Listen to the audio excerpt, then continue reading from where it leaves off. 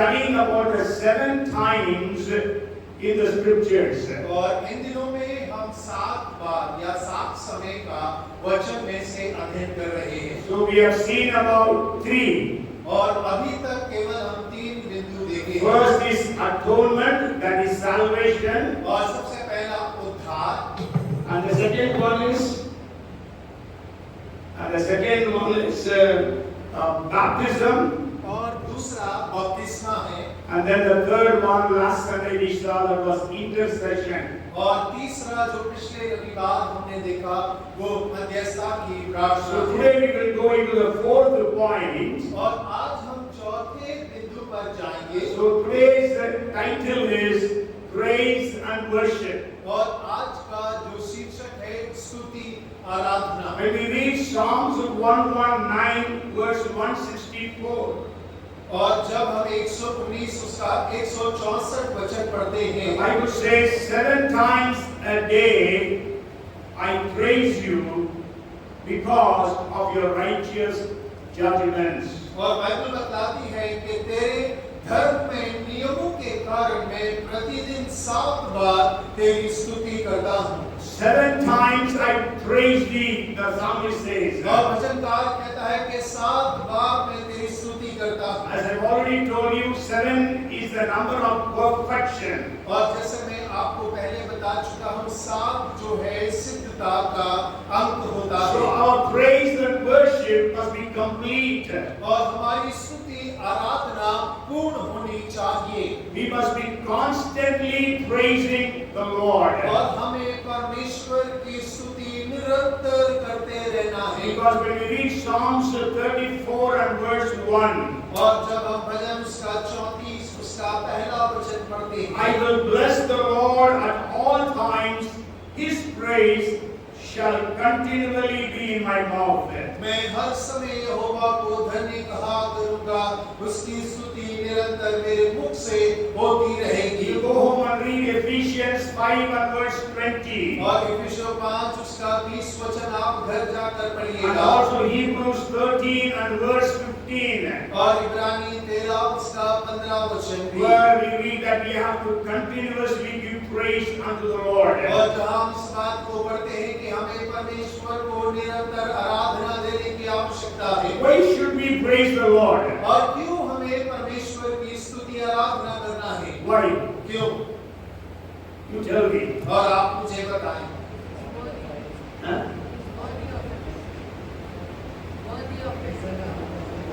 Worthy of praise. परमेश्वर ने हमें इसलिए बनाया कि हम आराधना करें, स्तुति करें। और बहुत अच्छा, सब सही है। और है, बहुत सारा कारण है। क्यों स्तुति आराधना करते हैं? Why do we praise and worship God? और क्यों हम परमेश्वर की स्तुति आराधना करते हैं?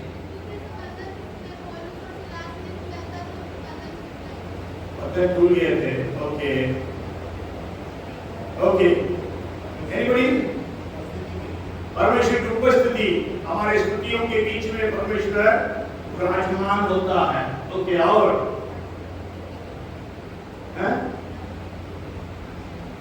It is God's commandment. और ये परमेश्वर की आज्ञा है। I'm not going to deal with every reason. और मैं सारे कारणों को तो नहीं देखूंगा। Maybe only this one I will share with you. और केवल इस कारण को मैं आपसे साझा करता हूँ। Okay, what is the meaning of hallelujah? और हालेलुया का अर्थ क्या है? बोलिए। परमेश्वर की स्तुति हो, आप बोल रहे हैं ना? नहीं। अभी ब्रदर ने वचन पढ़ा था 149वां भजन। उस भजन में हिंदी में ट्रांसलेट हो गया। यदि कुछ वर्षन आप पढ़ेंगे, शुरू होता है हालेलुया, अंत होता है हालेलुया। हिंदी में ट्रांसलेट हुआ है, यहोवा की या की स्तुति करो। या की स्तुति हो नहीं, या की स्तुति करो, कमांडमेंट है वो। या की स्तुति करो, हालेलुया का मतलब praise he Jehovah, Yahweh. Okay, so it is a commandment. The word hallelujah. So anybody knows how many times this word comes in the scriptures? और ये परमेश्वर की आज्ञा है और हालेलुया मतलब यहाँ की स्तुति करो। कोई जानते हैं कि ये वचन में कितनी बार पाया जाता है? Sure, in Hindi translated, so Tamil it is written hallelujah. But then in the New Testament, we can read in the book of Revelation, 19th chapter, hallelujah comes 4 times. और हम नए नियम की प्रकाशित वाक्य 19वें अध्याय के अंदर में 4 बार हालेलुया शब्द को पढ़ते हैं। Okay, and in the Old Testament, the word hallelujah comes 22 times. और पुराने नियम में हालेलुया शब्द 22 बार आता है। Okay, so you can search for that when you go back home. और जब आप घर जाते हैं तो जरूर अपने लिए उन वचन को खोज सकते हैं।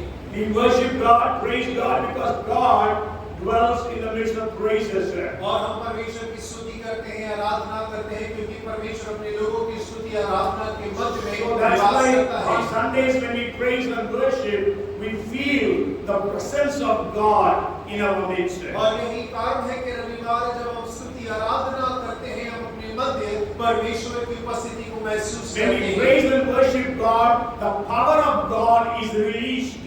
और जब हम स्तुति आराधना करते हैं परमेश्वर की सामर्थ आजाद होती है। That's why Paul and Silas, when they were praising God, the power was released.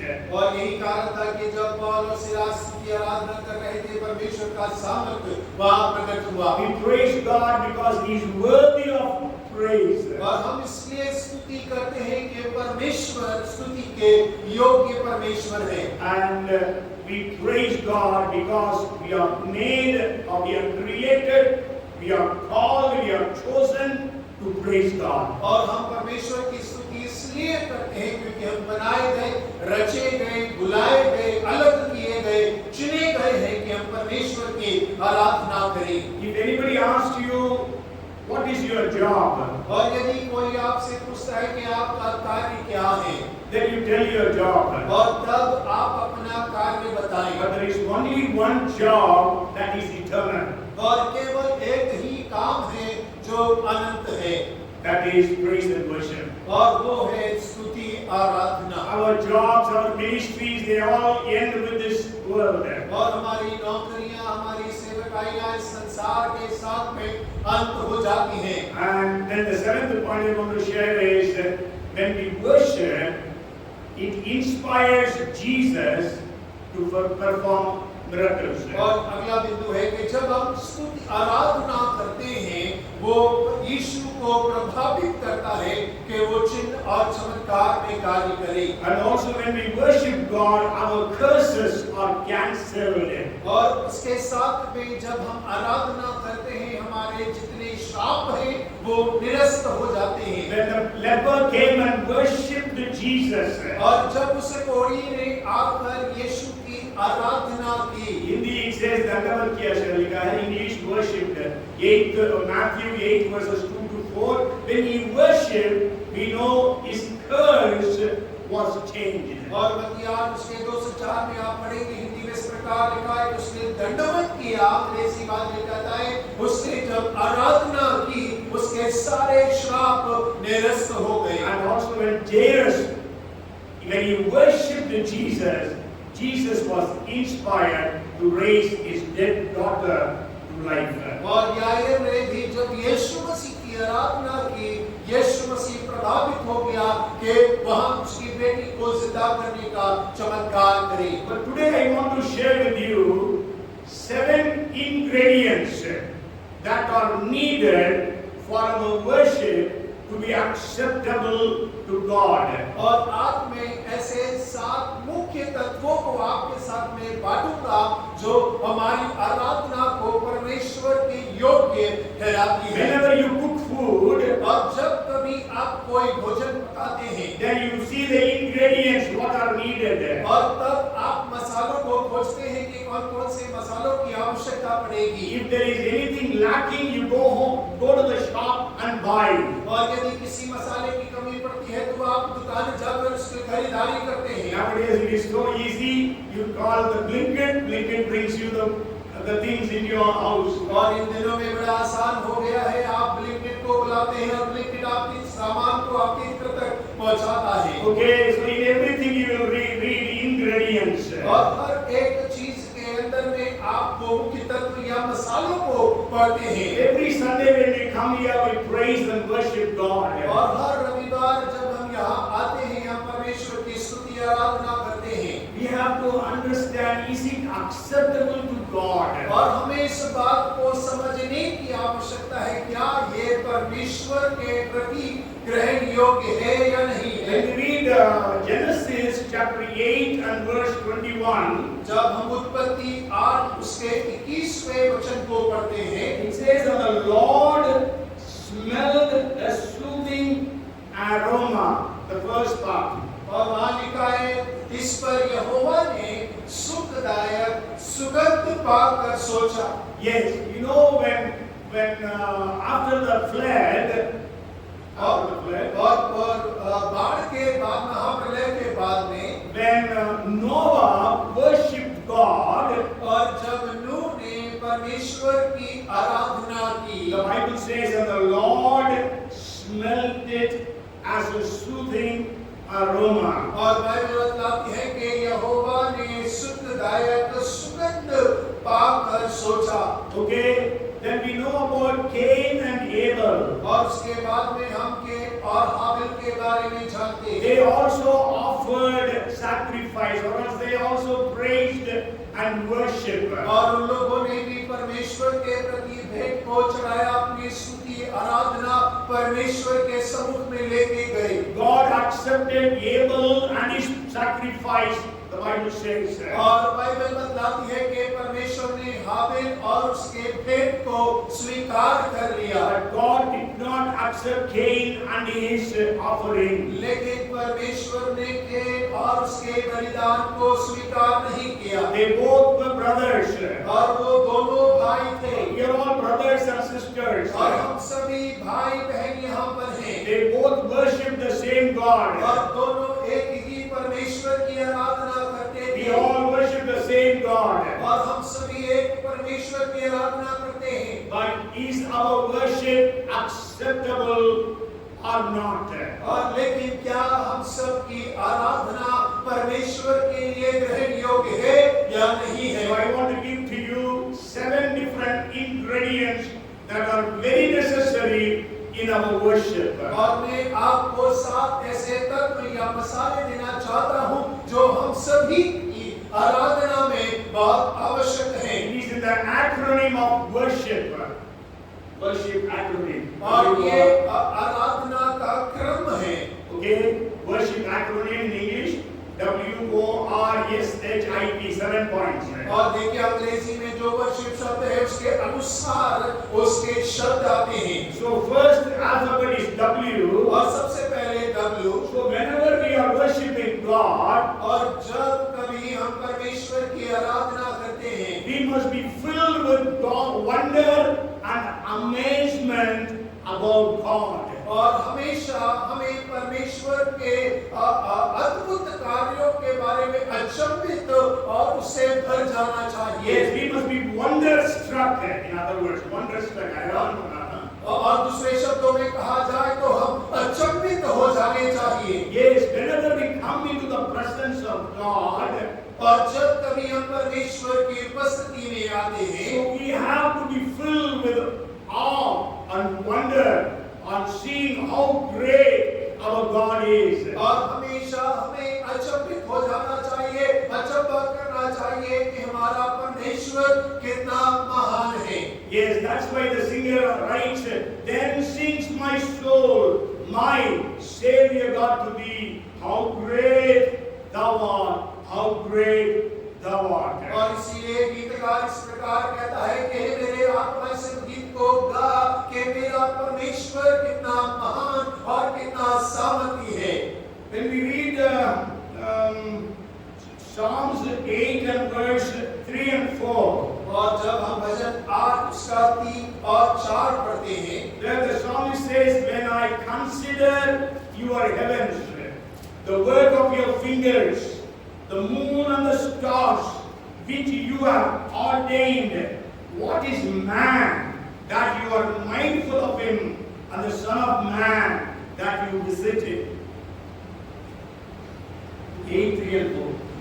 जब मैं आकाश को जो तेरे हाथों का कार्य है और चंद्रमा और तारागणों को जो तूने नियुक्त किए हैं देखता हूँ, तो फिर मनुष्य क्या है कि तू उसको स्मरण रखे, और आदमी क्या है कि तू उसकी सुधि ले। Okay, when we see what Psalmist says, when I see the heavens, when I see the stars, the moon, I feel, who is man that you are concerned about him? और के भजनकार कहता है कि जब मैं आकाश को देखता हूँ, चंद्रमा तारागणों को देखता हूँ, तो मनुष्य क्या है जो तू उसकी सुधि रखे। Today we must be more wonderstruck than David. और हमें आज और दाऊद जितना अचंभित हुआ, उससे ज्यादा अचंभित होने की आवश्यकता है। Because of all the inventions and discoveries. और क्योंकि सारी जो खोज और जो योजना चमत्कार हुए हैं, When we see the heaven, when we see the stars, और जब हम स्वर्ग को देखते हैं, चंद्र तारों को देखते हैं, you know how many earths can fit into the star? Have you ever? I have already shared. Anybody remembers or anybody knows about it? How many earths can be fit in the star, into the sun? और मैं पहले इस बात को बोल चुका हूँ कि कितनी सारी पृथ्वी एक सूरज के अंदर में बैठ सकती है, कोई जानता है? Anybody remembers? 13 lakhs of earth can fit into the sun. 13 lakhs, 130,000 earths. Can you imagine how big the sun is? और 13 लाख पृथ्वी के आकार की पृथ्वियां सूरज के अंदर में बस सकती हैं। सोच कर देखिए सूरज की आकृति कितनी बड़ी है। We know we live in a galaxy called Milky Way. और हम एक गैलेक्सी के अंदर रहते हैं जिसे मिल्की वे कहते हैं। In this Milky Way, और मिल्की वे में there are 25,000 stars which are 25,000 times bigger than sun. और 25,000 तारे हैं जो सूरज से 25,000 गुना बड़े हैं। Can you imagine? और क्या आप कल्पना कर सकते हैं? Today we know all these things, but David did not know so much. But then still he said, when you consider all these things, what is man? You are concerned about him. और देखिए आज हम इन सारी बातों को जानते हैं, लेकिन दाऊद इन बातों को नहीं जानता था, फिर भी वो कहता है कि फिर भी तो मनुष्य की सुधि कैसे रखता है। And you know how far sun is from the earth? और आप जानते हैं सूरज की दूरी पृथ्वी से कितना है? 14.96 crore kilometers.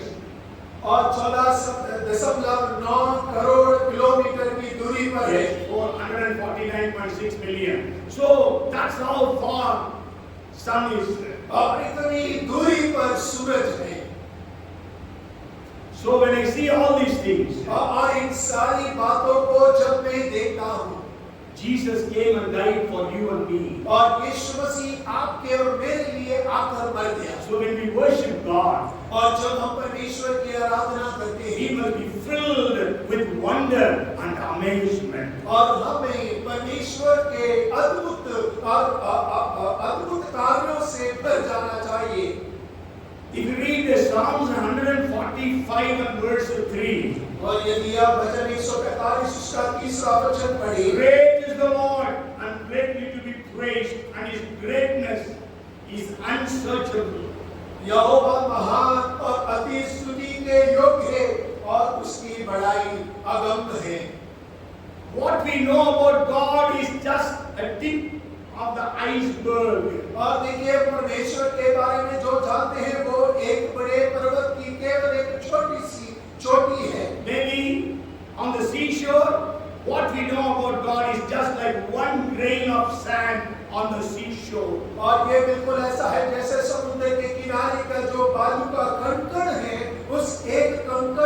बारे में ही हमें परमेश्वर के बारे में ज्ञान है। If you read Job chapter 26 and verse 14, और यदि आप अय्यूब 26 उसका 14 पढ़े, indeed these are the mere edges of his ways, and how small a whisper we hear of him, but the thunder of his power, who can understand? और देखो ये तो उसकी गति के किनारा ही है, और उसकी आहट फुसफुसाहट इसकी सी तो सुन पड़ती है, फिर उसके पराक्रम के गर्जन का भेद कौन समझ सकता है। 2 Chronicles chapter 6 and verse 18, Solomon says, और दूसरा इतिहास 6:18 में सोलोमन कहता है, behold, heaven above the heavens cannot contain you. और स्वर्ग के ऊपर स्वर्ग तुझमें बसा नहीं सकता। Means I just told you, so many galaxies are there. God cannot be contained in all those galaxies. He is bigger than that. और जैसे मैंने आपसे कहा कि बहुत सारे गैलेक्सियां हैं और परमेश्वर उन सब में भी बस नहीं पाता है। In Isaiah 66 and verse 1, God himself says, और यशायाह 66 उसका 1 में परमेश्वर स्वयं कह रहा है, heaven is my throne and earth is my footstool. और स्वर्ग मेरा सिंहासन और पृथ्वी मेरे पांव की चौकी है। Yes, I always tell like this. और मैं हमेशा इस प्रकार से कहता हूँ, God's knee to ankle is as far the heaven is to the earth. और मैं हमेशा कहता हूँ कि परमेश्वर के घुटने से टकना की जो लंबाई है वो स्वर्ग से पृथ्वी की दूरी पर है। Yes, if God sits on in heaven, his feet will be touching the earth. अब देखिए परमेश्वर अगर स्वर्ग में बैठेगा तो उसका तलवा पृथ्वी पर पड़ेगा। And that God, और वो परमेश्वर, when 2 or 3 are gathered in my name, there I am in their midst. और जहाँ 2 या 3 मेरे नाम से है उनके मध्य में वो विराजमान होगा। Not only that, और उतना ही नहीं, that God dwells in us. और वो परमेश्वर हमारे अंदर में वास करता है। Hallelujah! Hallelujah! Praise the Lord! और परमेश्वर की महिमा You हो। are the temple of God. Don't you know the Spirit of God dwells in you? और God says. परमेश्वर का मंदिर हो, क्या तुम नहीं जानते कि परमेश्वर का आत्मा तुम में वास करता है? पौलुस कहता है। My time is running, so I just go to the second point. There are so many things in this also. और देखिए इसमें बहुत सारी बातें हैं, लेकिन समय की वजह से दूसरे बिंदु पे जा रहा हूँ। The first is, in our worship, there must be this ingredient. Whenever we worship God, we must be always filled with wonder and amazement about the greatness of God. और सबसे पहली बात है, जब हम आराधना करें तो हम परमेश्वर के चमत्कार और अद्भुत कामों से अचंभित हो जाएं। Yes, amen. Praise the Lord. परमेश्वर की स्तुति हो। Tomorrow, even tonight, when you go back home and you worship God, from next Sunday when we gather to worship, let that be our understanding. Our God is so great. और होके आज रात्रि या अगले रविवार को जब हम आराधना के लिए इकट्ठा होते हैं, हमारे परमेश्वर के प्रति हमारी समझ वैसी होनी चाहिए। Every time when we worship God, let us know the greatness of God. और हर एक बार जब हम परमेश्वर की आराधना करते हैं, परमेश्वर की महानता को समझकर आराधना करें। Then the next alphabet is O. और देखिए अगला अक्षर O है। O stands for overflowing praise. और जो O शब्द है वो आता है उमड़ता हुआ आराधना। Okay, maybe overflowing love, और हो सकता है उमड़ता हुआ प्रेम, overflowing gratefulness. और उमड़ता हुआ धन्यवादी।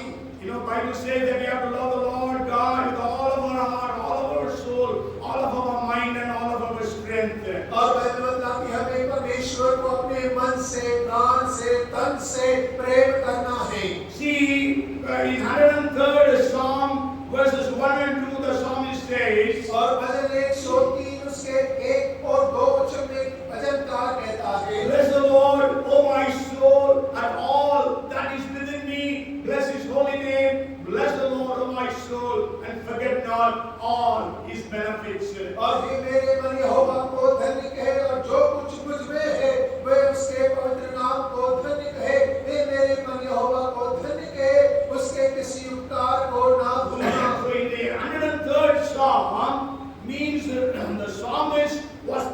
the Lord. और भजन 103 के अंदर में भजनकार परमेश्वर की स्तुति कर रहा है। He was worshiping God maybe with his words.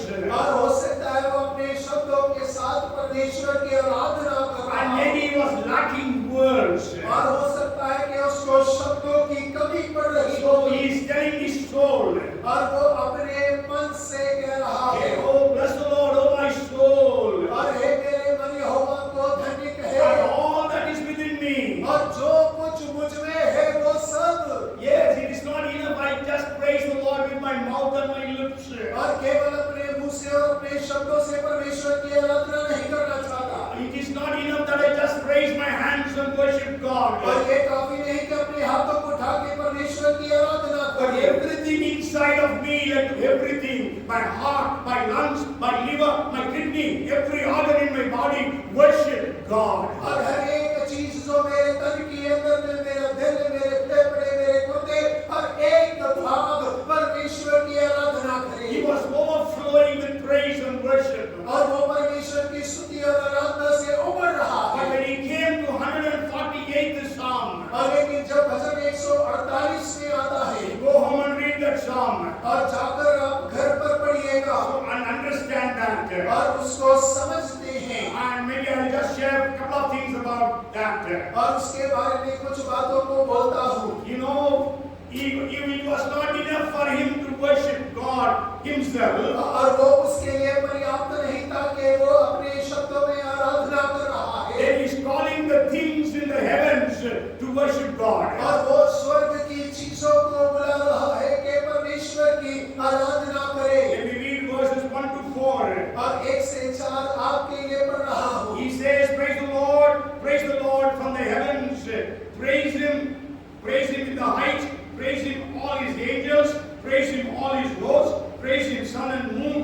Praise him all you stars of light. Praise him you heavens of heavens and you waters above the heavens. और वो कहता है, यहोवा की स्तुति करो, यहोवा की स्तुति स्वर्ग में करो और ऊंचे स्थानों में करो, उसके सब दूतों उसकी स्तुति करो, सूर्य और चंद्रमा उसकी स्तुति करो, हे सब ऊंचे आकाश और आकाश के ऊपर वाले जल परमेश्वर की स्तुति करो। He's calling 7 different groups of heavenly things to worship God. और वो 7 अलग-अलग झुंडों को बुला रहा है जो स्वर्ग की स्थानों में वास करते हैं परमेश्वर की आराधना के लिए। But even that was not sufficient. लेकिन वो भी पर्याप्त नहीं He है। was still overflowing with praise. और वो परमेश्वर की आराधना से उमड़ रहा है। So then he calls the things of the earth. और उसके बाद में पृथ्वी की चीजों से आराधना के लिए कह रहा है। If you read verses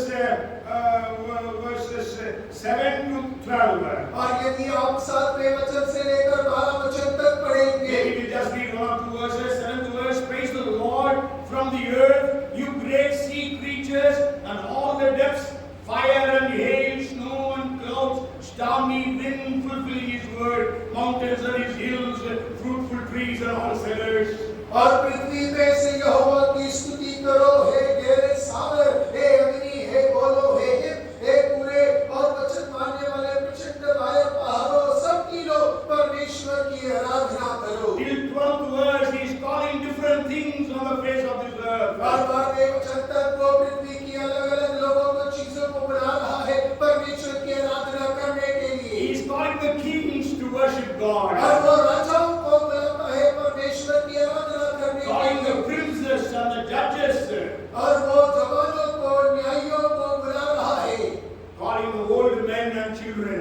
और वो बुढ़ियों को और बालकों को बुलाता है। These 23 groups he is calling to worship God. और 23 ऐसे झुंड है जिन्हें भजन का आराधना करने के लिए बुला रहा है।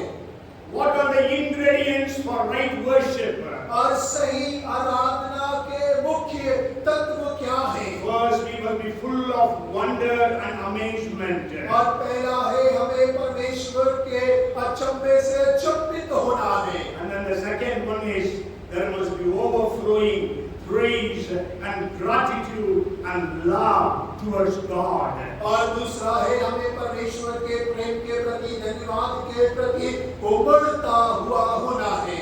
Do we have that overflowing thing in our lives, in our worship? और क्या हमारे जीवन में, हमारी आराधना में वो उमड़ने वाली चीज मौजूद है? Okay, the third alphabet is R. और तीसरा अक्षर आर है।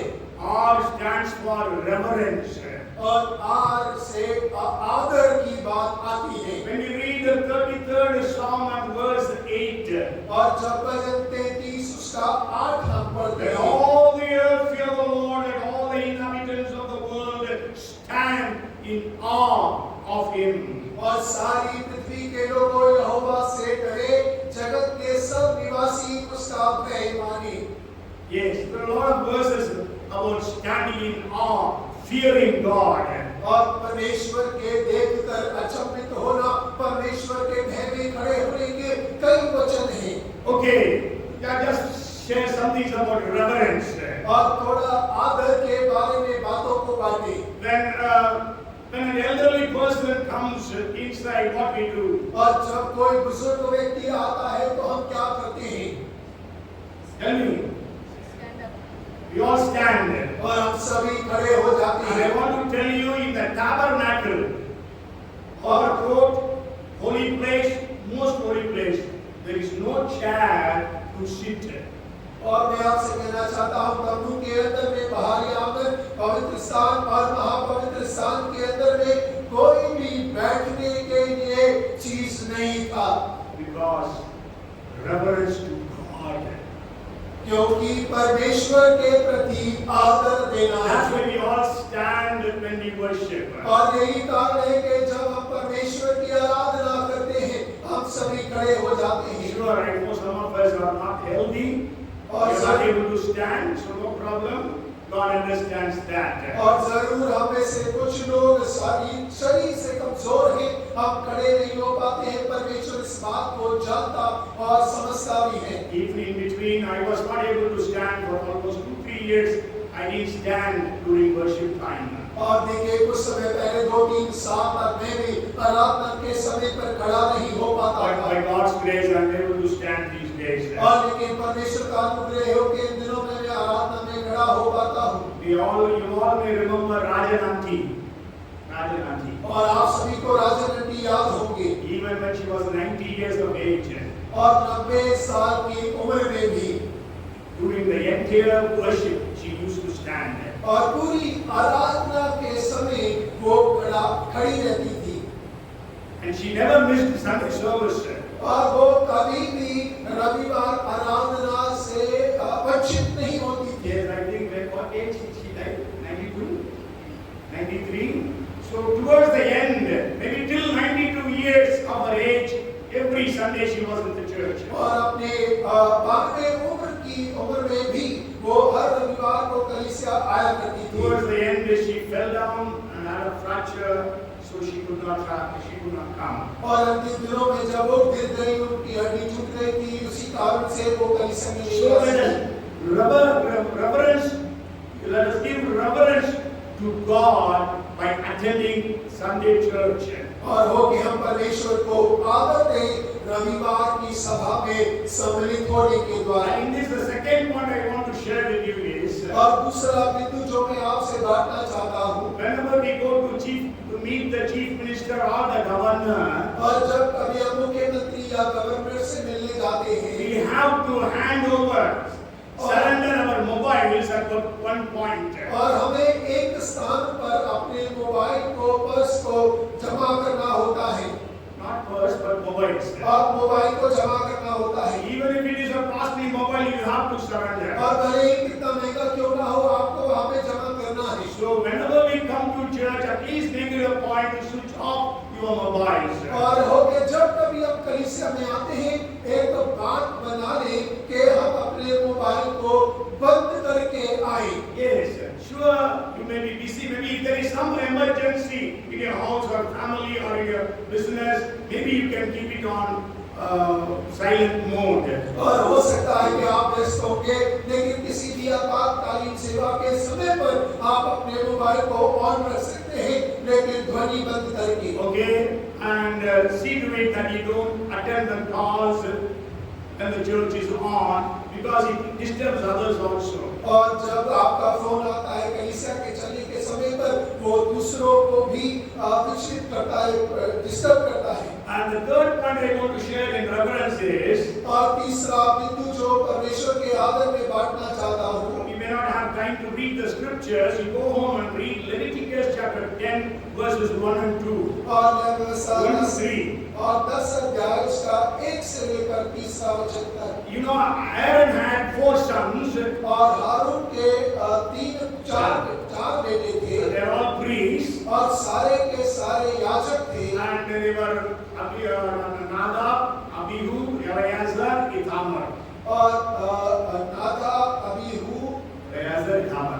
एलियाजर और इत्थामार। Okay. So this Nadab and Abihu were the elders. और देखिए नादाब और अबीहू बड़े थे।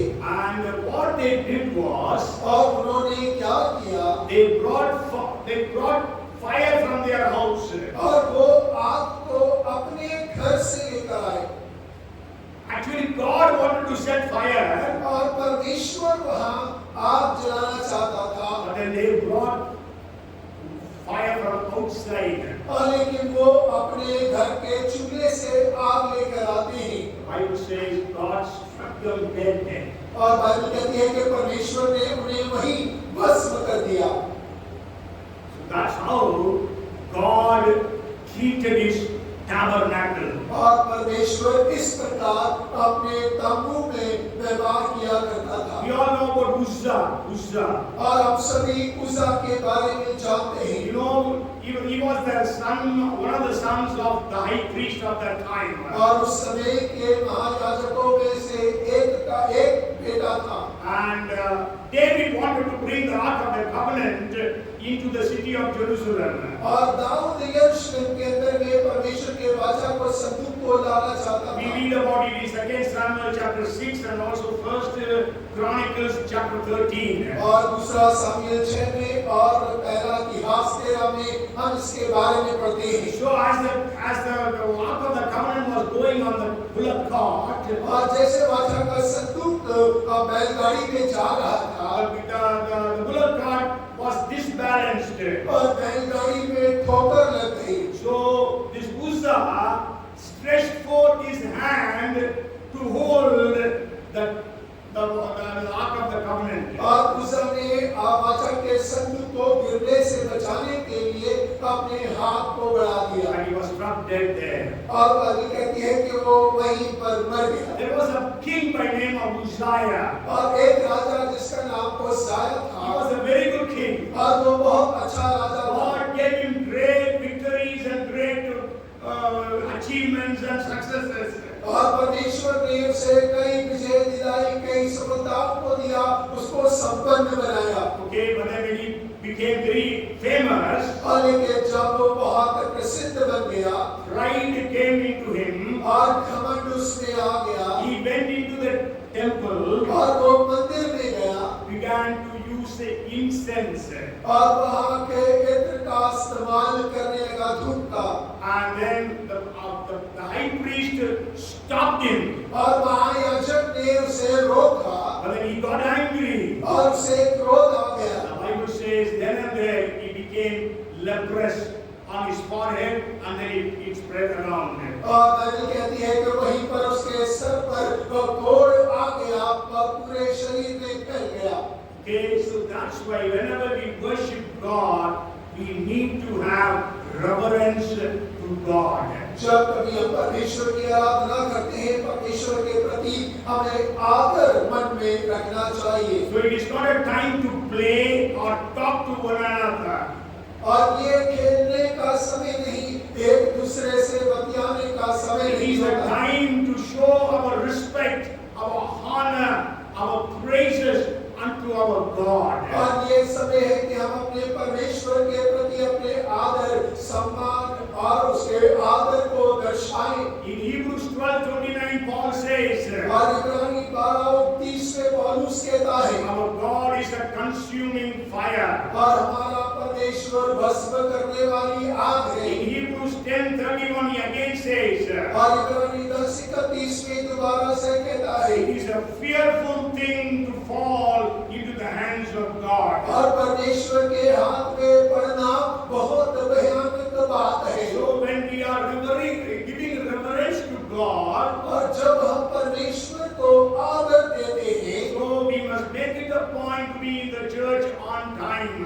और हमें इस बात को मानना होगा कि हम कलीसिया में समय पर आए, We go to the airport on time. और हम हवाई अड्डे पर समय पर पहुंचते हैं, Go to the railway station to catch trains on time. और रेलवे स्टेशन रेलगाड़ी पकड़ने के लिए समय पर We पहुंचते go हैं, to take exams to the examination hall or center on time. और परीक्षा देने के लिए परीक्षा केंद्र पर हम समय पर पहुंचते हैं। But to the church we come always late. लेकिन कलीसिया हमेशा देर से आते हैं। Why?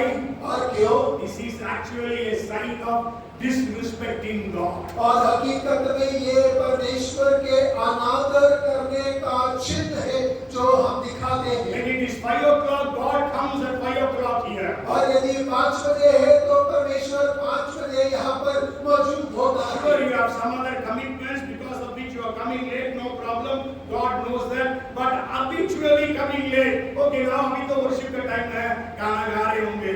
No, don't take it lightly. और यदि बीच में कोई काम है, परमेश्वर आपकी जिम्मेदारियों को जानता है, लेकिन यदि आप उसे हल्के में लेते हैं, अरे अभी तो आराधना का समय हो रहा होगा, गीत गा रहे होंगे, धीरे से चलेंगे, नहीं, परमेश्वर को हल्के में ना ले। So it is disrespecting God, not giving reverence to God, but disrespecting God. और ये दिखलाता है कि आप परमेश्वर को आदर नहीं दे रहे, आप परमेश्वर का अपमान कर रहे And when हैं। you are coming late, और जब आप देर से आते we हैं, are distracting others also.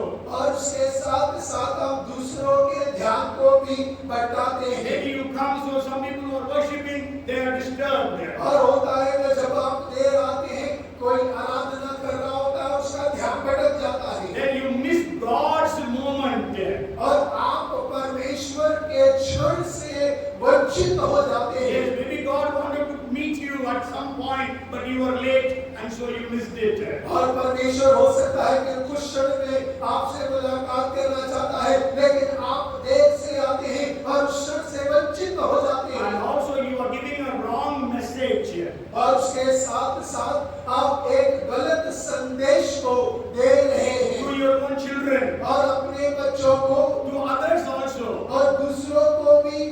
Oh, he is a preacher, but he is coming late. अरे वो तो प्रचारक है, फिर भी देर से आता है, He is the worship leader, he comes late. और आराधना की अगुवाई करता है, लेकिन देर से आता है, He leads the service, but he comes late. और वो सभा की अगुवाई करता है, लेकिन फिर भी देर से आता है। So the third ingredient in our worship is reverence. और हमारी आराधना का तीसरा मुख्य तत्व जो है वो है आदर, And the fourth alphabet is yes. और चौथा अक्षर है S, Yes stands for surrender. और एस मतलब समर्पण। Yes, we sang even almost every worship time we sung songs of surrendering unto God. और हर एक आराधना सभा के अंदर में हम परमेश्वर के प्रति अपने समर्पण के लिए गीतों को गाते If हैं। you read Romans chapter 12 and verse 1, और यदि आप रोमी 12 उसका पहला वचन पढ़े, and beseech you therefore, brethren,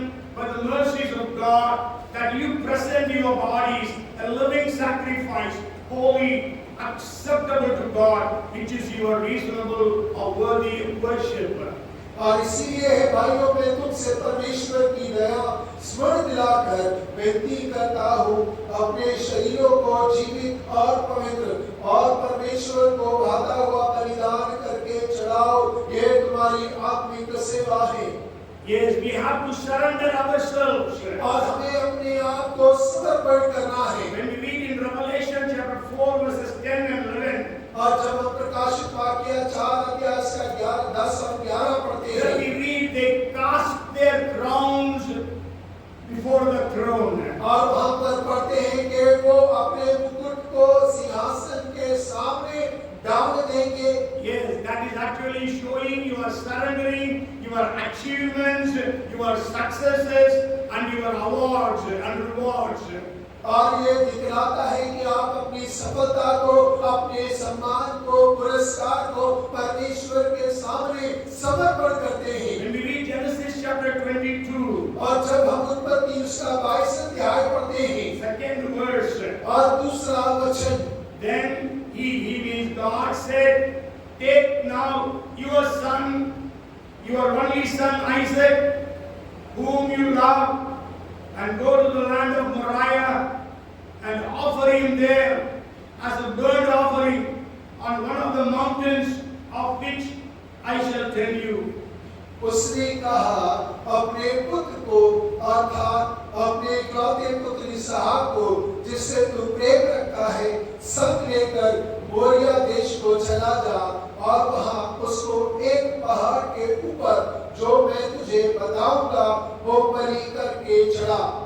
Yes, see, in surrender, the best thing that we have to surrender. और समर्पण का अर्थ है जो सबसे उत्तम चीज हमारे पास है उसे हम समर्पित करें. When we were singing, here I am, here I am, here I am. और जब हम गा रहे थे प्रभु मैं यहाँ पर हूँ, मैं यहाँ पर हूँ. Yeah, we surrender ourselves. और हम अपने आप को समर्पित करते हैं. You know, God is telling Abraham, और परमेश्वर अब्राहम से कह रहा है, take now your son. आप अपने पुत्र को ले. If God would have stopped with that, और यदि परमेश्वर वहाँ रोकता, then Abraham would have taken Ishmael. और तब अब्राहम इश्माइल को ले जाता. Isn't it? और सही है कि नहीं? Because it was easy for him. और क्योंकि वो उसके लिए आसान होता. In the 21st chapter, he already sent away Ishmael. और 21वें अध्याय में वो पहले ही इश्माइल को अलग कर चुका है. You know, I always say like this, in the 21st chapter, there was a challenge or a question before Abraham. और मैं हमेशा कहता हूँ 21वें अध्याय में अब्राहम के लिए एक चुनौती, एक प्रश्न है. Whether it is Isaac or Ishmael. और ये इस्माइल होगा या इसहाक होगा. Sarah says, send away Ishmael. और सारा ने कहा इस्माइल को दूर भेज दे. For 14 years, he was so much loving Ishmael. और 14 साल वो इस्माइल से प्यार करता रहा. All of we parents here, we know 14 years you have been loving a son. और हम सभी माँ बाप हैं जानते हैं 14 साल एक बेटे को आप प्यार करते हैं. Then you get another son. और उसके बाद आपको एक और बेटा होता है. Will you be able to surrender the first son? और क्या आप पहले बेटे को समर्पित कर देंगे? But there was a problem in the family. और लेकिन परिवार के अंदर भी समस्या है. Sarah says, send Hagar and Ishmael away. और सारा कहती है हागार और इश्माइल को दूर भेज दो. Abraham was broken. और अब्राहम टूट गया. He went to God. परमेश्वर के पास आता है. And God says, do as Sarah says. और परमेश्वर ने उससे कहा वैसा ही कर जैसा सारा कहती है. So Ishmael and Isaac, Ishmael was sent. और इस्माइल और इसहाक में इस्माइल को दूर भेज दिया गया. And now the 22nd chapter, और अब 22वें अध्याय में there is another challenge before Abraham. और अब्राहम के सामने एक और चुनौती है. You tell me what is that challenge? और आप बताएं कौन सी चुनौती है? Huh? No, what is the challenge? There Isaac and Ishmael. Here what? और यहाँ पे पहले में इस्माइल और इसहाक है. इसमें कौन सी चुनौती है? Here what is the challenge? और यहाँ पर चुनौती क्या है? God or Isaac? और परमेश्वर या इसहाक? Isn't it? God or Isaac? और परमेश्वर या इसहाक? God is saying your only son Isaac whom you love. और परमेश्वर कहता है तेरा इकलौता पुत्र इसहाक जिससे तू प्रेम करता है. Isaac. He was willing to sacrifice Isaac. और इसहाक क्या तू इसहाक को बलि चढ़ाने के लिए तैयार है? Then he knew, Abraham became, he was ready to go to sacrifice Isaac. और जब अब्राहम तैयार हो गया इसहाक को बलि चढ़ाने के लिए जाने के लिए, So that's why he didn't consult with Sarah. और यही कारण है कि उसने सारा से चर्चा को नहीं किया. If you would have consulted, Sarah would have hidden him. और यदि उसने चर्चा किया होता तो सारा इसहाक को छुपा देती. And then they walked 3 days. और उसके बाद में वो 3 दिन चले. And there were 2 servants. और दो दास थे। Abraham left those two servants there. और अब्राहम ने एक जगह पे दोनों को छोड़ दिया। Otherwise, what would have happened? और उसके अलावा क्या होता? Those two servants would not have allowed Abraham to sacrifice. और वो सेवक भी अब्राहम को बलि चढ़ाने से नहीं But Abraham had the faith. लेकिन अब्राहम पर विश्वास था। God has given me this son. और परमेश्वर ने मुझे इस बेटे को दिया है। Even if I sacrifice him, और यदि मैं इसको कुर्बान भी कर दूं, God would raise him to life. और परमेश्वर उसे दोबारा से जिंदा कर देगा। Hallelujah. Hallelujah. That's why in 22 and verse 5 of Genesis he says, और इसीलिए उत्पत्ति 22 उसके 5 में कहता है। but then it is not well translated, I think, in Hindi. लेकिन हिंदी में उसका अनुवाद नहीं किया गया। You read it in Hindi first. और उसने अपने सेवकों से कहा, गधे के पास नहीं ठहरे रहो, यह लड़का और मैं वहां जाकर और दंडवत कर फिर तुम्हारे पास लौट आएंगे। That's correct. Then that's right. And somewhere I read down. He says, so and Abraham said to his young men, stay here with the donkey. The lad and I will go yonder and worship, and we will come back to you. और Abraham दासों से कहता है कि गधे के पास ठहरे रहो, मैं और लड़का जाकर आराधना करेंगे और फिर हम तुम्हारे पास लौट आएंगे। So in worship there must be complete surrender. और आराधना के अंदर में पूर्ण समर्पण होना चाहिए। Commit ourselves 100% to God. और अपने आप को पूरी रीति से परमेश्वर को समर्पित करें। W stands for wonderstruck. और देखिए W जो है अचंभित हो जाना है। Then O stands for overflowing praise. और O जो है उमड़ता हुआ स्तुति आराधना। R stands for reverence. और R आदर को दिखलाता है। S stands for surrender. और S समर्पण को दिखाता है। H stands for holiness. और H जो है पवित्रता को दिखाता है। Bible says in Psalms 29 and verse 2. और वचन 29 उसके दूसरे वचन में बाइबल कहती है। 96 and verse 9. और 96 का 9। First Chronicles 16 and 29. और पहला इतिहास 16 उसका 29। In all these verses it says, worship the Lord in the beauty of holiness. और ये सारे वचन बतलाते हैं परमेश्वर की आराधना सुंदरता पवित्रता की सुंदरता में होकर करो। Yes.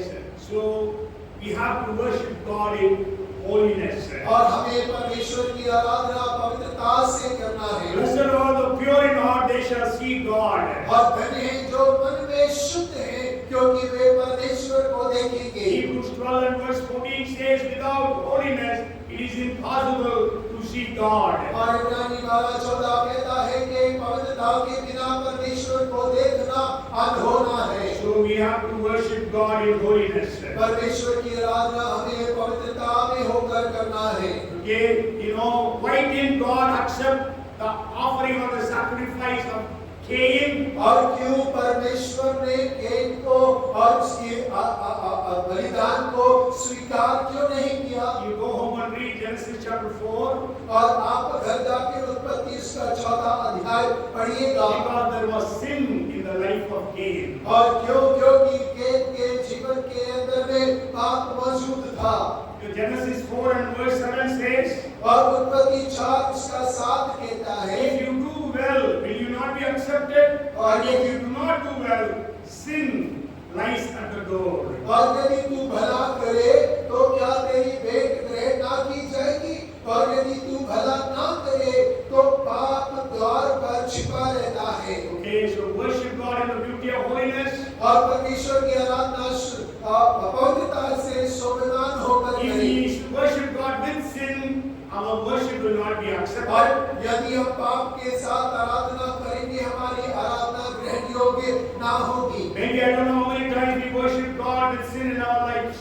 और हम नहीं जानते कि कितने बार अपने जीवन में पाप रख कर हम आराधना करते And हैं। the third thing I want to share with you is we cannot worship God in Egypt nor in captivity or Babylon. और अगली बात ना तो हम विश्व में ना गुलामी जो बेबीलोन में है वहाँ आराधना कर सकते हैं। If you read Exodus chapter 8 verses 25 and 26, और यदि आप निर्गमन 8 उसके 25 और 26 को पढ़ेंगे, Pharaoh told Moses, "You worship God in Egypt."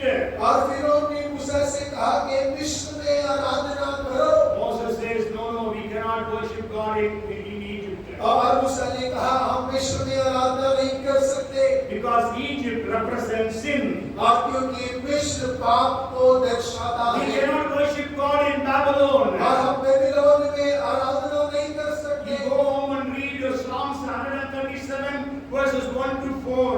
और भजन 137 उसका 1 से लेकर 4 तक आप घर जाके पढ़िएगा। Maybe if you read the third and the fourth verses, saying, "Sing unto us one of the songs of Zion. How shall we sing the Lord's song in a foreign land?" सियोन के गीतों में सिर्फ हमारे लिए कोई गीत गाओ, हम यहोवा के गीत को पराये देश में क्यों कर गाएं? Okay, so we have to have holiness in worship. और हमें आराधना में पवित्र होने की आवश्यकता है। And then the next alphabet is I. और अगला अक्षर आई है। I stands for intimacy. और आई मतलब घनिष्ठता। We need to have an intimacy with God to worship Him. और हमें परमेश्वर के साथ घनिष्ठ होने की आवश्यकता है उसकी आराधना करने के लिए। Bible says Enoch walked with God. Bible कहता है हनोक परमेश्वर के साथ चला। And Noah walked with God. और नूह परमेश्वर के साथ चला। We know Mary fell at the feet of Jesus to worship Him. और मरियम यीशु के चरणों पर गिरती है आराधना करने के लिए। John chapter 12 and verse 3. और यूहन्ना 12 उसका 3रा वचन। You know, maybe we'll read Psalms 17 and verse 8. और भजन उसका 17 उसका 8 वचन हम पढ़ेंगे। 17 to Psalm verse 8. और भजन 17 उसका 8 वचन।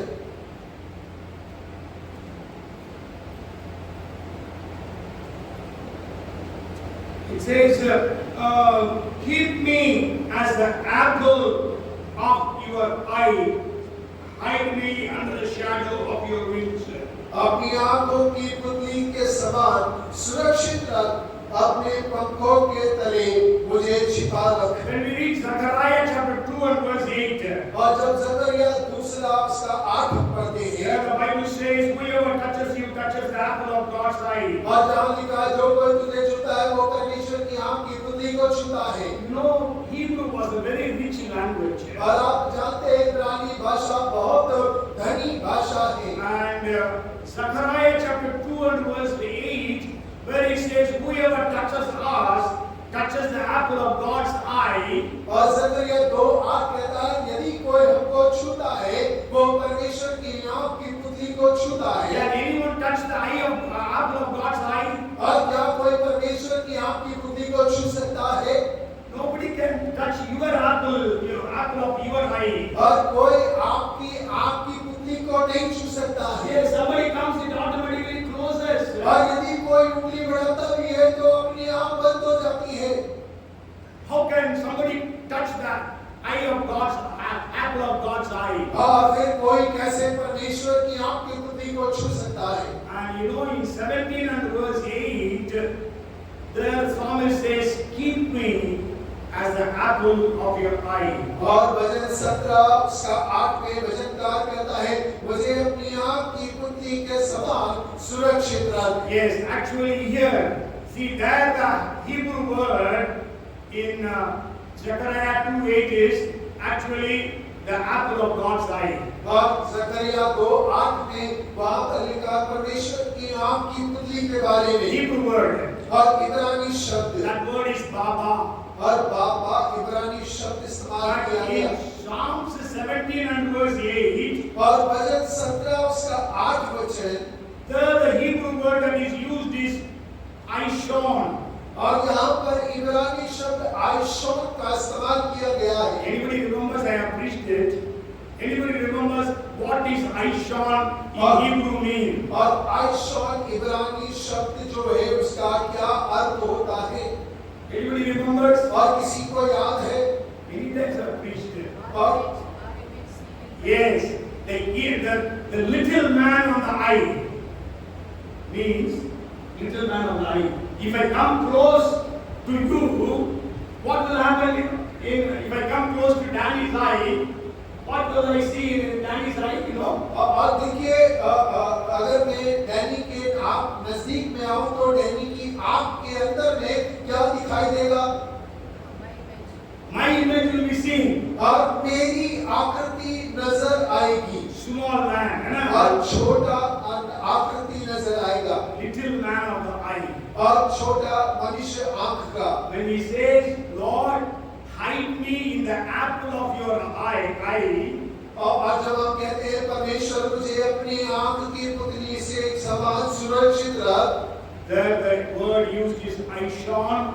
That means we come so close to God, our little man is seen in the eye of God. और यहाँ पर इब्रानी आयशॉन शब्द का इस्तेमाल किया गया। इसका मतलब है कि हम परमेश्वर के इतने नजदीक आ गए हैं कि हम परमेश्वर की आँख के वो छोटे मनुष्य बन गए हैं। Hallelujah. Hallelujah. That is the intimacy that God wants. और उतनी घनिष्ठता परमेश्वर चाहते हैं In worship. और आराधना में। So David could say, they were all very close to God. और ये परमेश्वर के बहुत नजदीक वाले व्यक्ति हैं। Okay, and then the last thing, and I thought I could get this, I could finish. Last alphabet is P. और अंतिम अक्षर जो है P है। And already it's time because we got the Lord's table. और समय नहीं है क्योंकि प्रभु भोज में भी हम लोग W stands for wonderstruck when you are worshiping God. और W मतलब हम अचंभित होकर परमेश्वर की आराधना करते O हैं। stands for overflowing gratitude and praise. और O का मतलब उमड़ता हुआ धन्यवाद और परमेश्वर के प्रेम के प्रति आराधना। R stands for reverence. और R मतलब परमेश्वर के प्रति आदर में आराधना। S stands for surrender. और S मतलब समर्पण होकर आराधना। H stands for holiness. और H मतलब पवित्रता से शोभिमान होकर आराधना। I stands for intimacy. और I मतलब घनिष्ठता के साथ परमेश्वर की आराधना करना। P stands for passion. और P मतलब चाहत परमेश्वर के लिए। Yes, we must be passionate to worship God. और हमें परमेश्वर की आराधना के प्रति चाहत होनी चाहिए। Psalms 27:4 David says, और भजन 27 उसका 4 में दाऊद कहता है, one thing I have desired of the Lord, that I seek after, I want to dwell in the house of the Lord all the days of my life, to behold the beauty of the Lord and to inquire in His temple. एक वर मैंने यहोवा से मांगा है, उसी के यत्न में लगा रहूंगा कि मैं जीवन भर यहोवा के भवन में रहने पाऊं, जिससे यहोवा की मनोरथा पर दृष्टि लगाए रहूं और उसके मंदिर में ध्यान किया करूं। Yes, so he was a king, but he wanted to be in the house of the Lord. और वो राजा था लेकिन वो परमेश्वर के भवन में रहना चाहता था। How passionate are we to worship God? और हम कितनी चाह रखते हैं परमेश्वर की आराधना करने Psalm की। 42 was written by sons of Korah. और देखिए भजन 42 कोरह के पुत्रों के द्वारा लिखा गया। What they say, as the deer pants for the water brooks, so pants my soul for you, O God. My soul thirsts for God, for the living God. और वो कहते हैं जैसे हिरनी जल के लिए हाँफती है, वैसे ही परमेश्वर मैं तेरे लिए हाँफता हूँ, जीवते ईश्वर आप परमेश्वर का मैं प्यासा हूँ। And then Asaph says in 84th Psalm, और 84 भजन में आसाफ कहता है, how lovely is your tabernacle, O Lord of hosts, my soul longs, yes, even faints for the courts of the Lord. हे सेनाओं के यहोवा तेरा निवास क्या ही प्रिय है, मेरा प्राण यहोवा के आंगनों की अभिलाषा करते करते मूर्छित हो चला है। So let us be passionate to worship God. और हो कि हम परमेश्वर की आराधना करने के लिए चाहत रखें। Psalms 119 and verse 164 says, और भजन 119 उसका 164 कहता है, 7 times a day I praise you. और 7 बार तेरी स्तुति करूंगा। The fourth 7 times is speaking about praise and worship. और चौथा बिंदु जो 7 के बारे में है वो है कि 7 बार परमेश्वर की स्तुति आराधना करें। That means our worship must be, praise and worship must be complete and constant.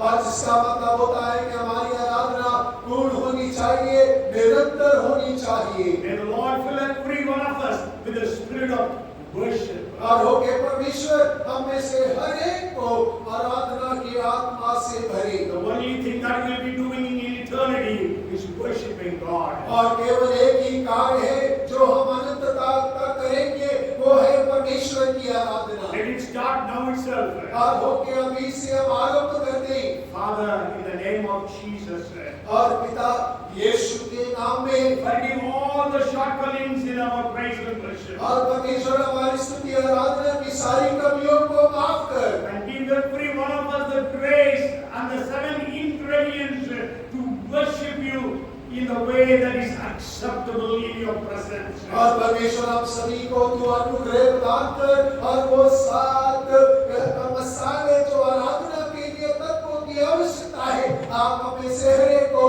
प्रदान करें। Make every one of us a true worshipper. और हमें से हर एक को सच्चा आराधक आप बना दे। We give you the glory and the honor. और परमेश्वर आप ही को आदर और महिमा देते हैं। In the name of Jesus we pray. और यीशु नासरी के नाम से हम प्रार्थना मांगते हैं। Amen. आमीन। Praise the Lord.